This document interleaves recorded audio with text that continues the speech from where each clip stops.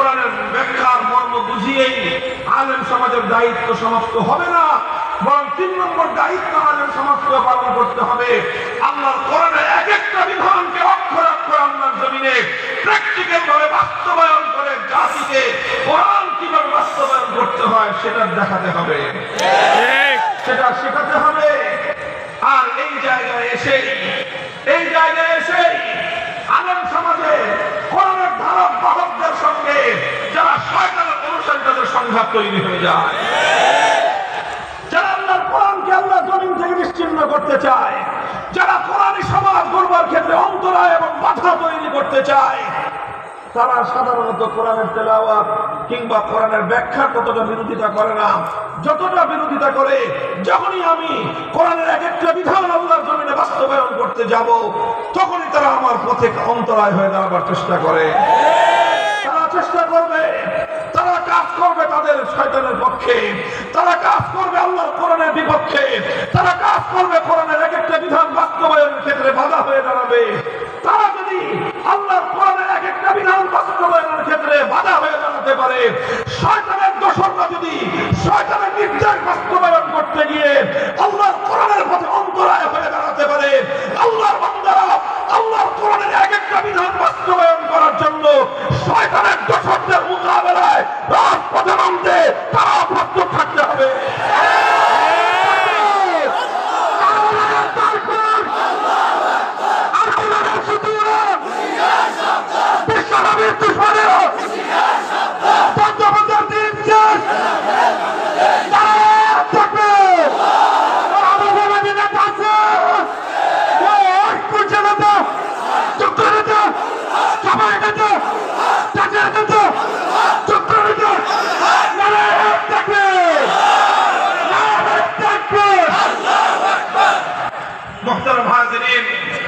অনেক অনেক বিধান রয়েছে কোরআনে কারীমের, বিধানগুলো বাস্তবায়ন করতে গেলে অনেক ধরনের বাধা প্রতিবন্ধকতা আসে, কিন্তু আল্লাহর পয়গম্বর মুহাম্মদুর রাসূলুল্লাহ সাল্লাল্লাহু আলাইহি ওয়াসাল্লাম যেমনি ভাবে কোরআনে কারীমের এক একটা বিধান বাস্তবায়ন করার ক্ষেত্রে দুনিয়ার সমস্ত বাধার বিন্ধ্যাচলকে তিনি দিয়েছেন, সমস্ত বাধা প্রতিবন্ধকতাকে তিনি অতিক্রম করে সামনের দিকে অগ্রসর হয়েছেন নবীর সত্যিকার আশিক উম্মতকে, আর বিশেষ করে নায়েবে নবী ওলামায়ে উম্মতকে সেভাবেই সকল বাধা অতিক্রম করে সামনের দিকে অগ্রসর হতে হবে। আমি কোরআনে কারীমের এক একটা বিধান বাস্তবায়নের দৃষ্টান্ত দেখানোর জন্য আল্লাহর নবীর জীবনী থেকে, নবীর সিরাত থেকে, সিরাতুন নবী থেকে একটা ঘটনার উদ্ধৃতি আমি আপনাদের সামনে উপস্থাপন করছি। নবী আকরাম সাল্লাল্লাহু আলাইহি ওয়াসাল্লাম 8ম হিজরিতে রমজান মাসে মক্কা বিজয় করলেন। আল্লাহর নবীর জীবনের সবচেয়ে বড় ঐতিহাসিক বিজয়। মক্কা বিজয় যখন করবেন, মক্কা বিজয় হয়ে গেল, মক্কায় আল্লাহর কোরআনের বিধান কায়েম হয়ে গেল, খেলাফত প্রতিষ্ঠিত হয়ে গেল। সেই সময় মক্কা নগরীতে একটা অপরাধ সংগঠিত হলো, চুরির অপরাধ। চোর চুরি করেছে এবং সেই চুরি করে চোর শনাক্ত হয়েছে, ধরা পড়েছে। সাধারণ কোনো মানুষ নয়, একজন মহিলা মানুষ, সাধারণ মহিলা নয়, অত্যন্ত সম্ভ্রান্ত একটা উঁচু পরিবারের একজন মেয়ে, সে চুরি করে ধরা পড়েছে। সেই মেয়েটার নাম হলো ফাতেমা। ফাতেমা নামে একটা মেয়ে, তার বংশ পরিচয়, সে হলো বনু মখজুম গোত্রের, ফাতেমা মখজুমিয়া। বনু মখজুম গোত্রটা হলো কুরাইশ বংশের মধ্যেও অত্যন্ত সম্ভ্রান্ত একটা পরিবার, যেই পরিবারে জন্ম নিয়েছিলেন স্বয়ং আল্লাহ রাসূল সাল্লাল্লাহু আলাইহি ওয়াসাল্লামের দাদি যান।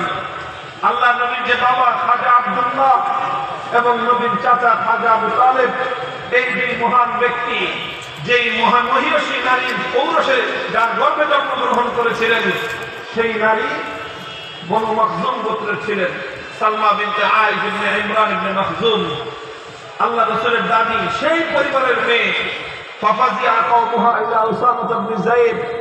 যখন এই মেয়েটার চুরির ঘটনা ধরা পড়লো, তখন তার গোটা পরিবার, গোটা বংশ তারা দুশ্চিন্তাগ্রস্ত হয়ে পড়লো যে এখন তো মক্কায় আল্লাহর কোরআনের বিধান বাস্তবায়িত হবে, কোরআনের বিধান কায়েম হয়েছে, আর কোরআনের বিচার অনুযায়ী এখন চুরির শাস্তি, মেয়েটার হাত কাটা যাবে। একটা মেয়ের হাত কাটা যাবে, এটা বড় কথা নয়। বড় বিষয় হলো সঙ্গে সঙ্গে গোটা বংশের নাক কাটা যাবে। কারণ যখন তার হাত কাটা যাবে, মানুষের মধ্যে আলোচনা হবে যে বনু মখজুম গোত্রের নারীরা পর্যন্ত চুরি করে চোর। এই কথাটায় এই বংশের সম্মান মর্যাদা ধুলোয় মিশে যাবে।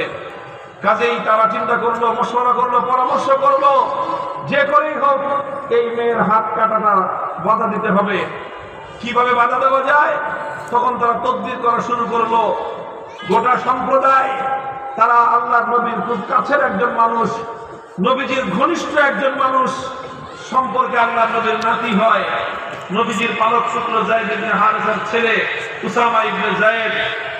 সেই বনু মখজুমের পরিবারের লোকেরা উসামাকে এসে বলল যে তোমার দাদার কাছে গিয়ে বলো যে এরকম এরকম একটা ঘটনা, এই মেয়েটা কিন্তু স্বয়ং আল্লাহ নবীর আত্মীয়, নবীজির দাদির পরিবার, ব্লাড কানেকশন রয়েছে। এখন এই মেয়েটার যদি হাত কাটা যায়, বংশের মান মর্যাদা ধুলোয় মিশে যাবে। এই বংশের মান মর্যাদা ধুলোয় মিশে গেলে তাতে তো নবীজির স্বয়ং তার নিজের প্রেস্টিজের হ্যাম্পার হয়। কাজেই যে করেই হোক এই হাতটা যেন না কাটা যায়, বিচারটা যেন না হয়, তুমি একটা তদবির করো, চেষ্টা করো। উসামা ইবনে যায়েদ নবীজির কাছে এসে আল্লাহ নবীর কাছে সুপারিশ করলেন এবং বললেন যে হাত কাটা যাবে না, সমস্যা আছে। কি সমস্যা? এই সমস্যা। এই কথা যখন তিনি বললেন,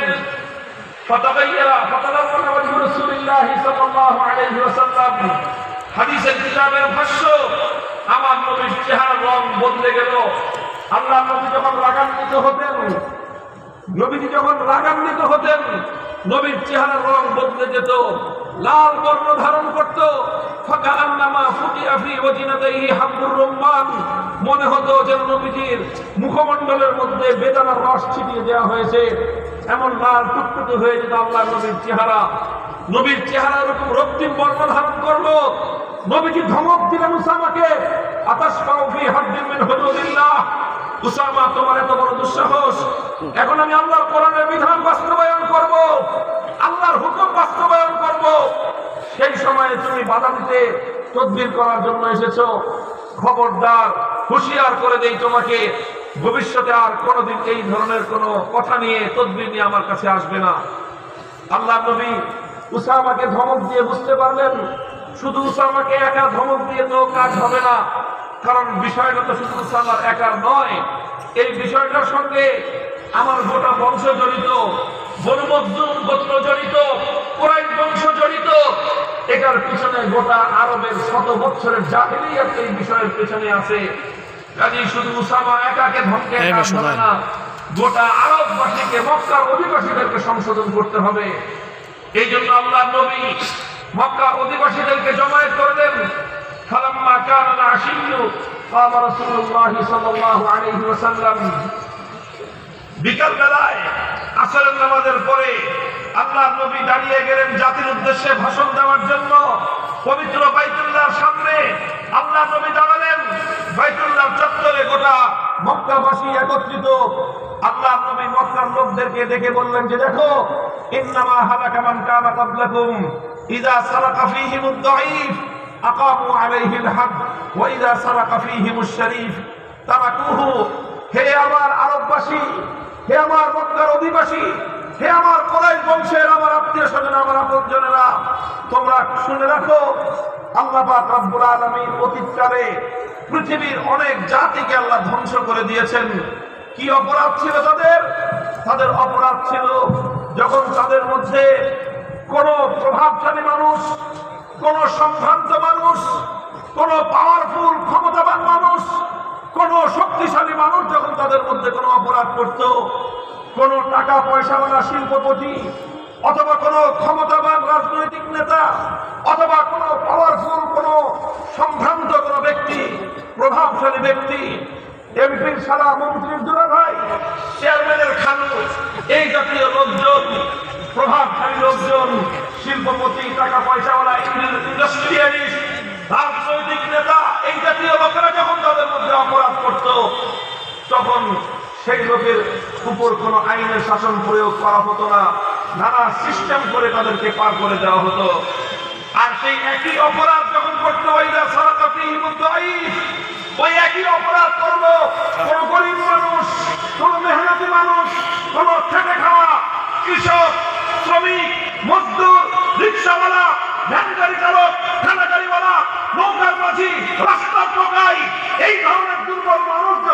একই অপরাধ করতো আকামু আলাইহিল হদ, তখন গোটা সমাজ মিলে বলতো যে অপরাধ করেছে, আইনের শাসন 100 ভাগের জায়গায় 200 ভাগ কায়েম করো।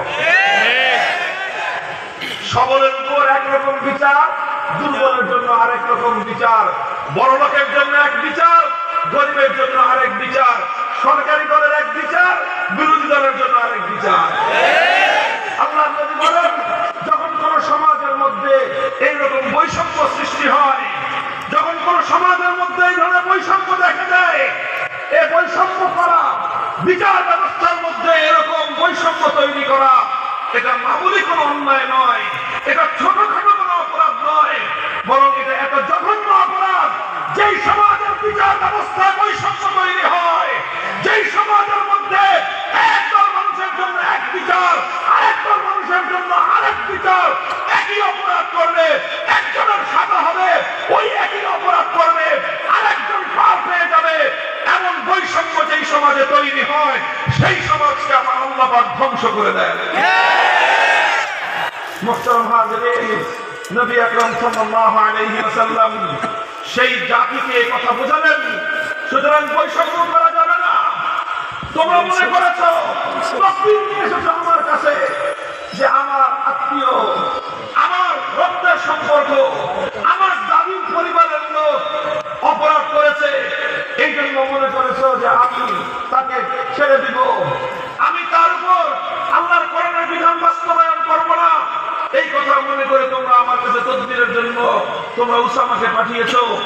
শুনে রাখো আরবের মানুষ, শুনে রাখো, ওয়াল্লাহি লাউ আন্না ফাতিমাতা বিনত মুহাম্মাদিন সারাকাত লাকাতাত ইয়াদাহা।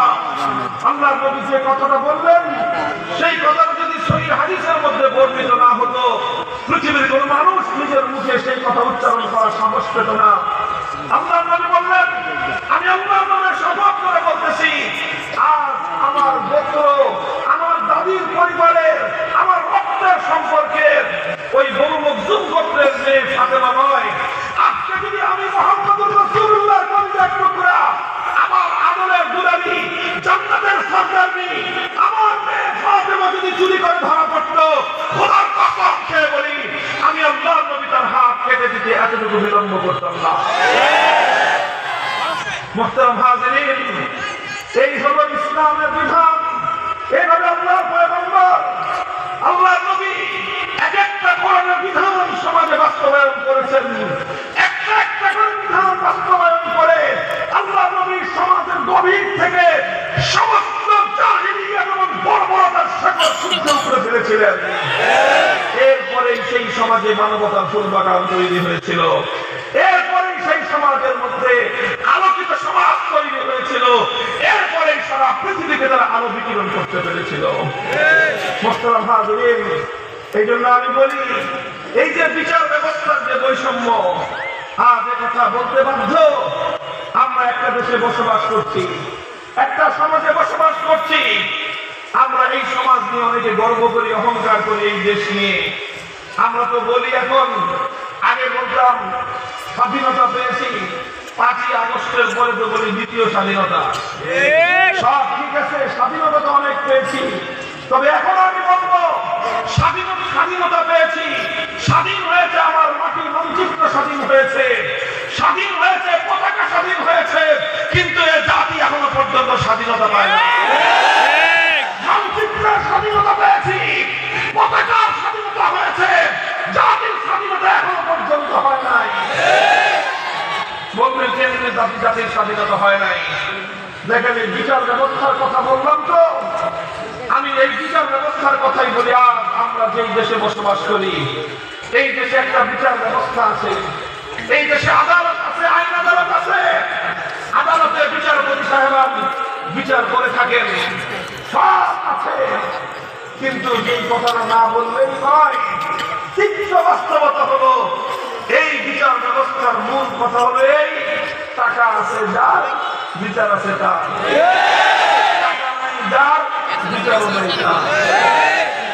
এটা আপনারা কতটা বুঝেন আমি জানি না।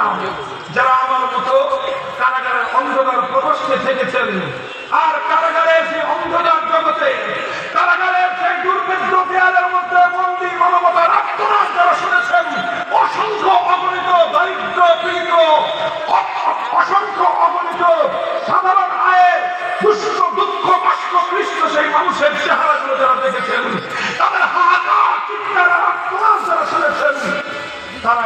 বাস্তবতা বুঝতে পারলেন। মনে করেন যে একটা অপরাধ করেছে 4-5 জনে মিলে, 4-5 জনকে পুলিশে ধরলো, যে কোনো ভাবে ধরা পড়লো। 4-5 জনের মধ্যে মনে করেন 2 জন হলো শিল্পপতির ছেলে, আর 3 জন হলো কারাগারিওয়ালা রিক্সাওয়ালার ছেলে। এখন কি হবে?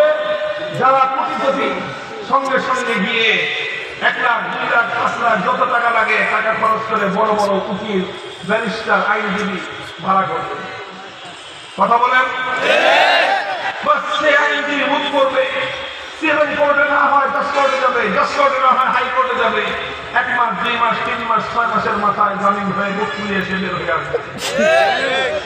একই মামলায় কেস পার্টনার রিক্সাওয়ালার ছেলে, ওই রিক্সাওয়ালার কপালে 1 লক্ষ টাকা জোগাড় করা জীবনে সম্ভব নয়। যার নুনন্তে পান্থ ফুরায়, যার প্রতিদিন তার অসুস্থ মায়ের জন্য চিকিৎসার খরচ জোগাড় করতে যার ধান খরচ হয়, যার অসুস্থ স্ত্রীর চিকিৎসা করার সামর্থ্য তার নাই, যার দরিদ্র পীড়িত সন্তানের একটা আহ্লাদ, একটা শখ পূরণ করার সামর্থ্য যার নাই, তার কপালে 50,000, 1 লাখ টাকা জোগাড় করে উকিলের হাতে তুলে দিয়ে উকিলকে ভাড়া করে তারপরে জামিন চাওয়ার সামর্থ্য তার নাই। এখন যেহেতু তার পক্ষে বড় উকিল নাই, তার জামিনও নাই। মাসের পর মাস কেটে যায়, বছর পেরিয়ে, যুগ পেরিয়ে যায়, কিন্তু বড় উকিলও ভাড়াও করতে পারে না, আর তার কপালে জামিনও তুলে পারে। এরকম কয়টা দৃষ্টান্ত দেখবেন? কয়টা? শত শত নয়, হাজার হাজার বন্দী আজ বাংলাদেশের কারাগারগুলোতে প্রায় 70 থেকে 80,000 বন্দী আছে। এই 80,000 বন্দীর মধ্যে অসংখ্য অগণিত বন্দী এমন আছে শুধুমাত্র দারিদ্র্যের কারণে, গরিব হওয়ার কারণে, অর্থনৈতিক অসঙ্গতির কারণে নামদাতা উকিল ব্যারিস্টার ভাড়া করার সামর্থ্য তাদের নাই। অনেকে বলবে গরিব দুঃখীর মামলার ব্যয় বাংলাদেশ সরকার দেয়, এটা লেখা থাকে কোর্টে এবং বিভিন্ন থানার গারদে। কিন্তু জানেন তো সরকার তো দেয়, কিন্তু কত জানে যে কত টাইম দেয়? সরকারের ওই উকিলকে পাইয়া নিজের মামলা চালাইতে ওই উকিলের পিছনে কি পরিমাণ তেল ঢালতে হয়, কেউ যদি সরকারি উকিলের পিছনে পড়ছেন তো তার খবর আছে। বাস্তব কথা, যদি লক্ষ লক্ষ টাকা খরচ করে দামি দামি শক্তিমান উকিল ভাড়া করতে পারেন, আপনার কঠিন মামলা মুহূর্তের মধ্যে পানির মতো আসান হয়ে যাবে। আপনি উকিল ভাড়া করতে পারবেন না, বড় ব্যারিস্টার আপনার পক্ষে দাঁড়াবে না, সাধারণ মামলা আপনার জন্য জটিল হয়ে যাবে। এটাই হলো বর্তমান বিচার ব্যবস্থার সার কথা। যারা বিচার ব্যবস্থার সাথে সম্পৃক্ত আছেন আমার উপর রাখতে পারেন না, আমার উপর রাখতে পারেন না। আমি কোন উকিলের বিরুদ্ধে চারণ করিনি, বলছি কিছু। উকিলরা একটা পেশা, উকিলদের পেশা, ডাক্তারদের যেরকম ডাক্তারি করা যেরকম পেশা, উকিলদের ওকালতি করা তাদের পেশা। এই পেশায় পেশাজীবী হিসেবে তারা কাজ করে তাদের সংসার চালায়, টাকা পয়সা ইনকাম করে, সহায় সম্পত্তি করে। কাজেই তারা তো মানুষের কাছ থেকে টাকা পেলে কাজ করবে, এটা স্বাভাবিক। সমস্যা তো উকিলদের নয়, সমস্যা ব্যারিস্টারদের নয়, সমস্যা বিচারপতিদের নয়, সমস্যা হলো বিচার ব্যবস্থা। বলবেন সমস্যা বিচার ব্যবস্থার কেন? কারণ এই বিচার ব্যবস্থা মুসলমানদের উপর চাপিয়ে দিয়ে গেছে পশ্চিমা ব্রিটিশ সভ্যতা। এই বিচার ব্যবস্থা ব্রিটিশের প্রবর্তিত বিচার ব্যবস্থা, এই শাসন ব্যবস্থা ব্রিটিশ প্রবর্তিত শাসন ব্যবস্থা।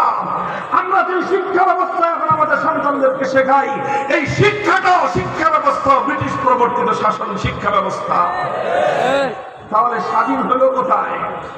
বলেন স্বাধীনতা পেলাম কোথায়? মাটি স্বাধীন হয়েছে, পতাকা স্বাধীন হয়েছে, মানুষ স্বাধীন হয় নাই। মানুষ তো সেদিন স্বাধীন হবে যেদিন ব্রিটিশ প্রবর্তিত বিচার ব্যবস্থাকে ধ্বংস করে ওই বিচার ব্যবস্থার ধ্বংসস্তূপের উপর আল্লাহর কোরআনের বিচার ব্যবস্থা কায়েম করতে পারবে। মানুষ স্বাধীন হবে সেদিন, সেদিন জাহেলি সমাজ ব্যবস্থাকে ভেঙ্গে চূর্ণ বিচূর্ণ করে জাহেলি সমাজ ব্যবস্থার উপর খেলাফতের রাজ কায়েম করতে পারবে, সেদিন জাতি স্বাধীন হবে।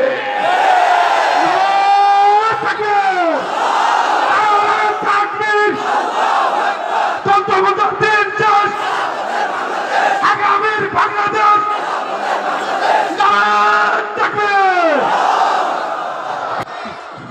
মুহতারাম হাজিরিন, ইসলাম প্রবর্তিত বিচার ব্যবস্থা যদি কায়েম হয়, ধনী দরিদ্রের মধ্যে বৈষম্যের কোনো সুযোগ থাকবে না। বলবেন কেন সুযোগ থাকবে না? সুযোগ এই জন্য থাকবে না কারণ ইসলামী বিচার ব্যবস্থায় উকিল রাখার কোনো সিস্টেমই নেই। ভাই, যে বাদী যে বিবাদী দুজন উভয়ে কাজের দরবারে সশরীরে উপস্থিত হয়ে যার বক্তব্য দিবে, তার পক্ষ থেকে কোনো উকিল বক্তব্য দিতে পারবে না। কাজেই যখন বাদী নিজেরটা নিজে বলবে, বড় লোক হোক আর গরিব লোক হোক সেটার কথা বলবে, বিবাদী বড় লোক আর গরিব লোক হোক সেটার কথা বলবে। বড় লোকের 1 পয়সা খরচ হওয়ার প্রয়োজন নাই, গরিবের 1 পয়সা খরচ হওয়ার প্রয়োজন নাই।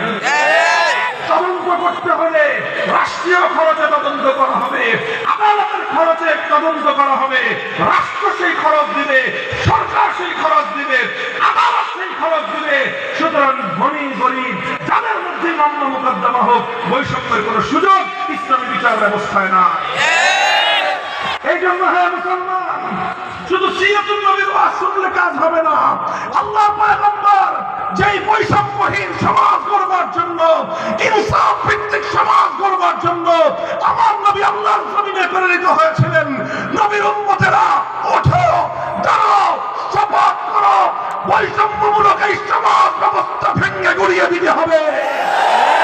আল্লাহর ইনসাফের সমাজ করতে হবে।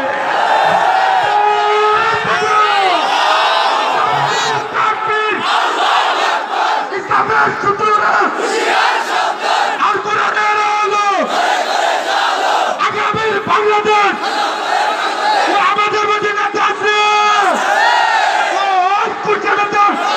সবাই নেতা, যোগ্য নেতা।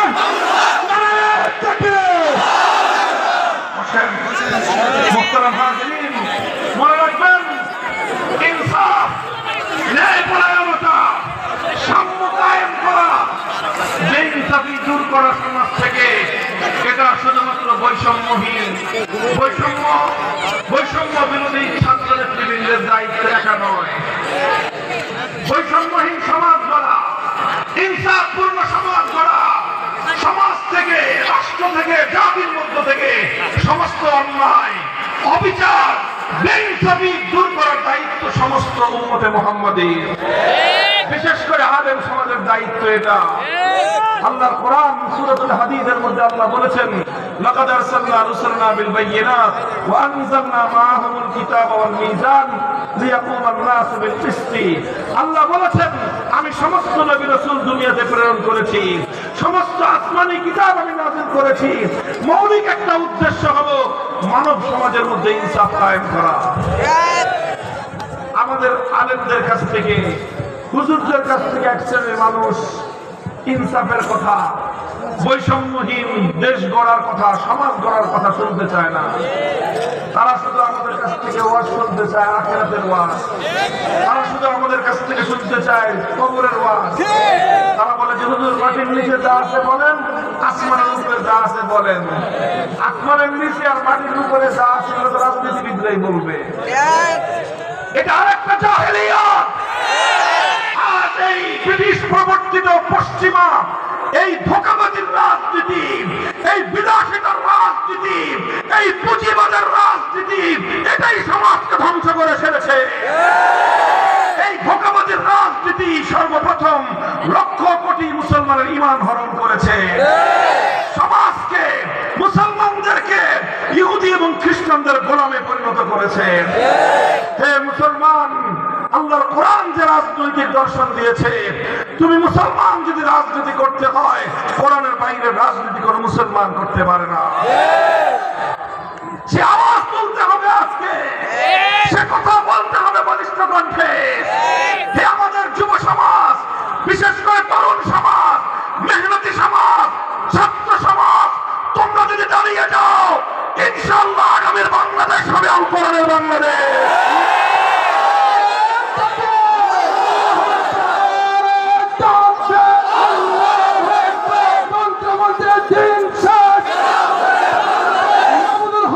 এগিয়ে চলো, আমরা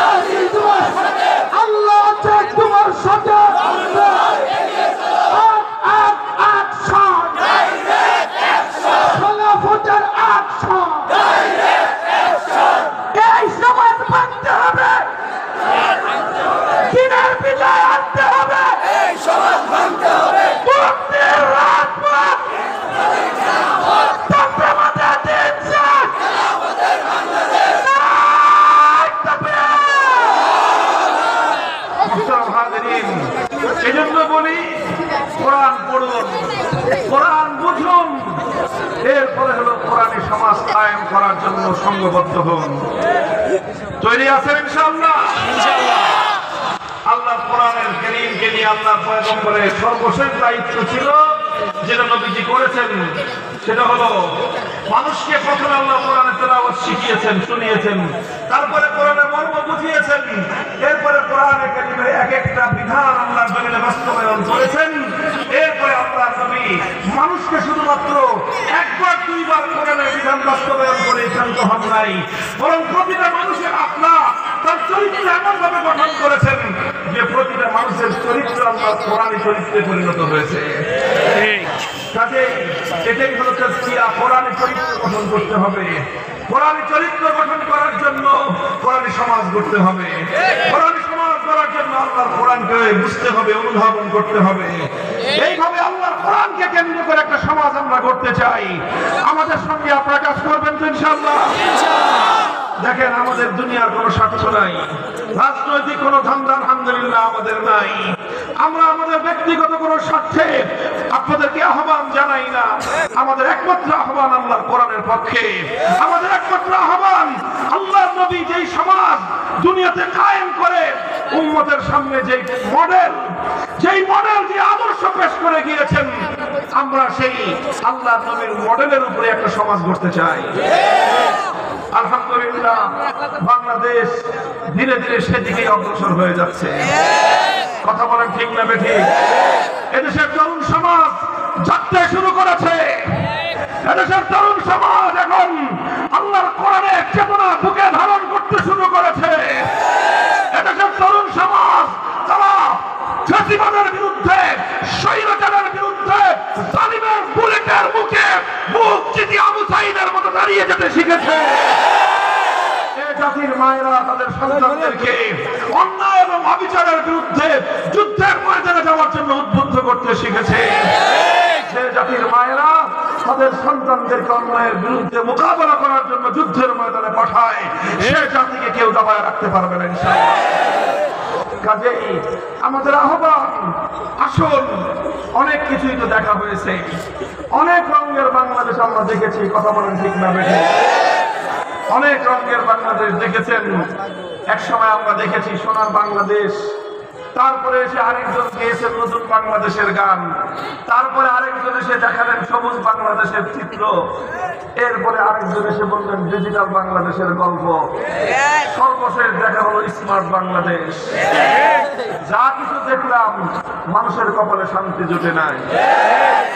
এবার আমরা একটা নতুন বাংলাদেশ দেখতে চাই। সে বাংলাদেশ হবে ইসলামের বাংলাদেশ, সে বাংলাদেশ হবে খেলাফতের বাংলাদেশ। ওই তাকায় দেখো, তাকায় দেখো, পৃথিবীর দিকে দিকে মুসলমানরা জেগে উঠেছে। খোরাসানের মুসলমানরা ইমারতে ইসলামিয়া কায়েম করে সারা দুনিয়ার সমস্ত বড় বড় তাগুতি শয়তানি শত্রুদের শক্তির সঙ্গে চোখে চোখ রেখে কথা বলতে শুরু করেছে। সারা পৃথিবীকে তার টক্কর দিয়ে পৃথিবীর কোন আধুনিক রাষ্ট্রের কোন সমর্থনের প্রয়োজন হয় নাই। তারা ইমারতে ইসলামিয়া গঠন করে আল্লাহর কোরআনের রাজ কায়েম করে বিশ্ব দরবারে মাথা উঁচু করে তারা দাঁড়িয়ে গেছে। ওই টাকায় দেখো সিরিয়ার মুসলমানরা 53 বছরের বাশার আল আসাদ, আসাদ আল হাফিজদের তাদেরকে উৎখাত করে আল্লাহর কোরআনের হুকুমত সেখানে তারা ঘোষণা দিয়েছে। সেই দামেস্কের শুভ্র সাদা মিনার এখন মুসলমানদের হাতে, যেই মিনারে আসমান থেকে অবতরণ করবেন সাইয়্যিদনা হযরত ঈসা আলাইহিস সালাতু ওয়াস সালাম।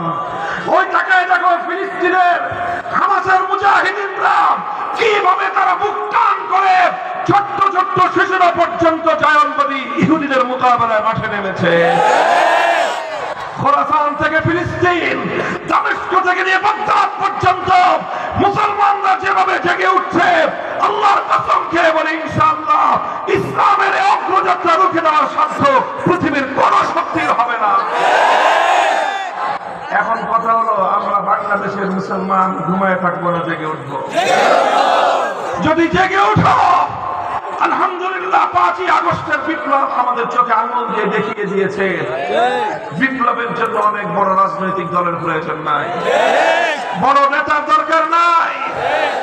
মানুষ যখন সাহস নিয়ে, মানুষ যখন হিম্মত নিয়ে, ঘাম ঝরিয়ে, অশ্রু দিয়ে আল্লাহর দরবারে সাহায্য প্রার্থনা করে, শহীদি ঈদগাহে বুকে রক্ত দেওয়ার জন্য প্রস্তুত হয়, সেই মাটিতে বিপ্লব চলে আসে। প্রস্তুত আছেন সবাই? এই যুবক, তোমার এই যৌবন দিয়েছেন কে? তোমার এই ধমনীতে রক্তের প্রবাহ দিয়েছেন কে? তোমার এই হৃদয়ে বুকের স্পন্দন দিয়েছেন কে?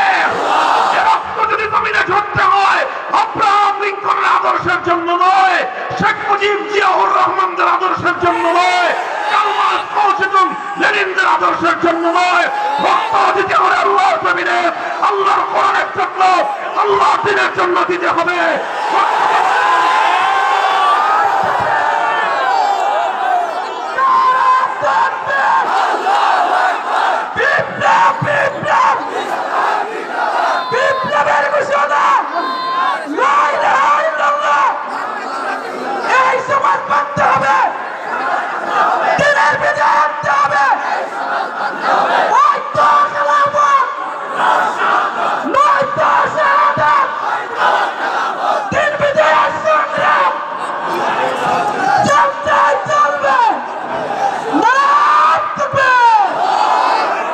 ইসলামের সেই বিপ্লবের জন্য প্রস্তুত আছেন তো? কারা কারা প্রস্তুত আছেন? হাত তুলে দেখেন, হাত তুলে রাজি আছেন তো ইনশাআল্লাহ? হাত নামান, হাত নামান, হাত নামান। এই বিপ্লব শুধু স্লোগান দিয়ে হবে না, এই বিপ্লবের জন্য সর্বপ্রথম ধান ধর্ম পরিশ্রম করতে হবে, মানুষের কাছে কাছে আল্লাহ কোরআনের সমাজ যেতে হবে। প্রস্তুত আছেন? হ্যাঁ, এটা শুধু কথার কথা না, শপথ, অঙ্গীকার। বলেন কার সাথে? কার সাথে? আল্লাহ পাক দেখতেছেন, হাত নামান। আল্লাহ পাক দেখেছেন, আল্লাহ শুনেছেন, কাজে যার যার হিসাব আল্লাহর কাছে দিব ইনশাআল্লাহ। আল্লাহ পাক আমাদের সকলকে কবুল করুন, তৌফিক দান করেন। আমাদের এই সোনার জন্মভূমির প্রতি যে মাটিকে আল্লাহ পাক ইসলামের ঘাঁটি হিসেবে কবুল করুন। আমিন। সুবহানাল্লাহি ওয়া বিহামদিহি, সুবহানাল্লাহ।